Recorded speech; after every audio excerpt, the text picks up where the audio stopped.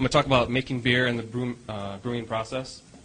Okay, so there are four main ingredients. You have water, hops, barley, and yeast. Hops are going to add to bittering and aroma of the beer. Barley is going to add sweetness, and yeast is going to make alcohol and contribute to the flavor.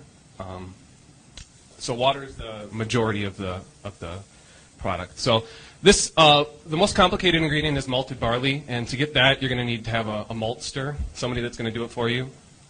This guy is going to germinate barley, and then he's going to kiln it, and he's going to kill off the germination process, and then we're going to be left with sugars and soluble starches. So the barley is going to be ground to expose those starches, but it's also going to we're also going to use the husks for a filtration, like a rudimentary filtration system later on in the process.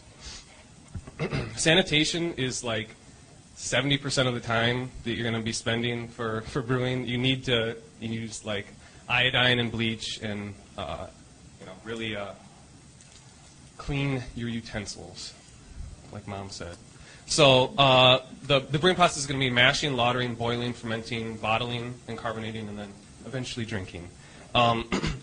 If you want to get started at home, you can just do the boiling, fermenting, bottling process. If you really want to be a super control freak like me, you're going to need more equipment. So this is going to be my mash and lauter tun. It's going to basically be used to keep a grain bed, and we're going to bring water through it and get sugar out of it. This is a boil/brew kettle. So barley after it's been malted, it's going to consist of soluble starches, enzymes, and sugar.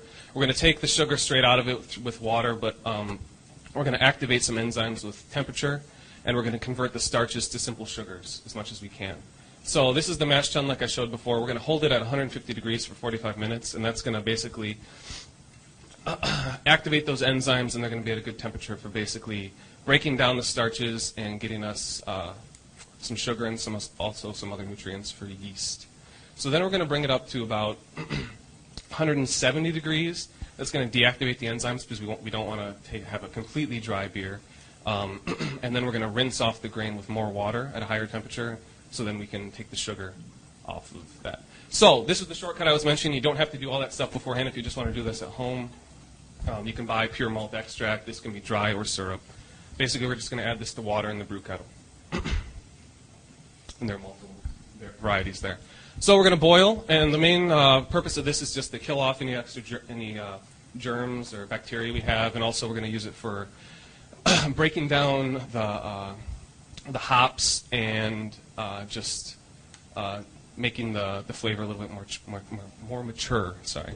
So bittering hops are going to be added first, and this is because once the alpha acid in the in the hops is in the water, the boiling process is going to break those down and cause it to be more bitter, and we're going to lose the aroma. So later we're going to add aromatic hops, and that's going to be toward like 20 minutes left in the brewing cycle, the boiling process, and that's going to add some aroma, that nose that you're going to get when drinking beer.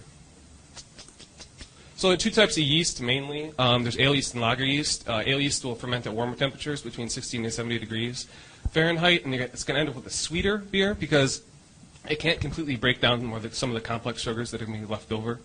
Lager yeast is going to be cold fermenting, and it's going to be a little drier because it can more easily break down those sugars. So with lager yeast, it's also going to act on the bottom, and ale yeast is going to act on the top. It really doesn't matter why that happens. I mean, it's mostly hydrophilic bonding with CO2. It doesn't matter.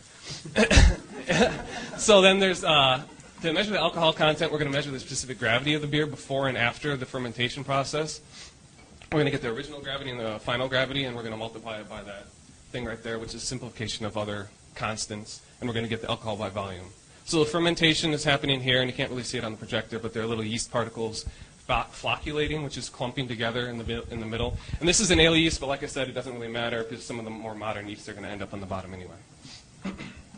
And then the bottling process, we're just going to add a little bit more sugar and pour it into bottles. And that little bit of sugar is going to act with the yeast that's still left over, that didn't fall to the bottom, that's still in suspension, and that's going to basically ferment and carbonate.